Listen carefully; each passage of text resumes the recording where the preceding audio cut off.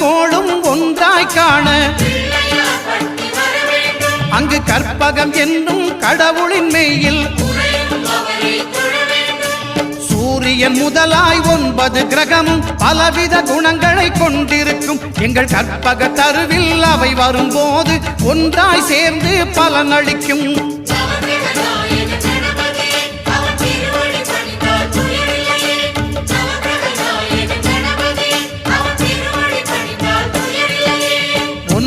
கோளும் ஒன்றாய் காண